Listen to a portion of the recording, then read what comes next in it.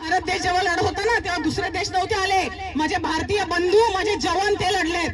माझ्या भगिनींचे ज्यांचं कुंकू पुसलं गेलं त्यांना जाऊन विचारा की आजही त्यांना झोपा नाही लागत, आजही स्वप्नात त्या बघतात की त्यांच्या मिस्टरांना कसं मारलं गेलंय. आणि हा दहशतवादी हल्ला पहिलाच झालाय का आपल्यावर पाकिस्तानाकडनं?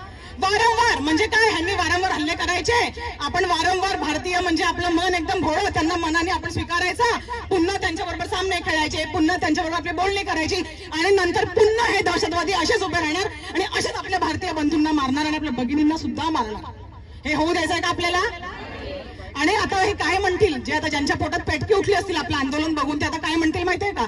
हो, आता ते तर विरोधी पक्ष आहेत, ते तर आता आंदोलन घेणारच, पण त्या सगळ्यांना मी सांगू इच्छिते की ज्या वेळेला आमची जेव्हा बीजेपी सोबत युती होती त्यावेळेला सुद्धा आपले सर्वांचे हिंदू हृदय सम्राट वंदनीय बाळासाहेब ठाकरे यांनी क्रिकेट सामन्यांचा पाकिस्तानबरोबर विरोधच केला होता. ज्या वेळेला मातोश्रीवरती जावेद मियादाद सामन्याची वकालत करायला गेलेला तेव्हा हिंदू हृदय सम्राट काय बोलले होते? चहा प्यायचं, चालू पडायचं, सामन्याची वकालत ते करायची नाही. त्या काश्मीरमध्ये आमच्या हिंदूचं रक्त सांडत असेल, भारतीयांचं रक्त सांडत असेल तर पाकिस्तान बरोबर क्रिकेटचे सामने खेळले जाणार नाहीत.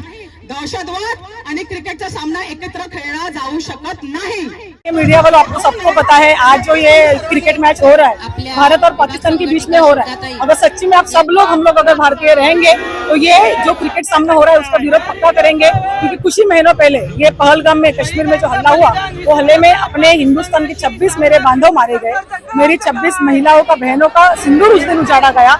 और इतना होने के बावजूद जब भी हम लोग ने सिंदूर ऑपरेशन स्टार्ट किया, आपको पता है ये जो पाकिस्तानी क्रिकेटर है उन्होंने अपने सिंदूर ऑपरेशन का मजाक उड़ाते हुए उनके इंस्टाग्राम पे स्टोरी रखा, वो उनके दहशतवादी के साथ में खड़े थे।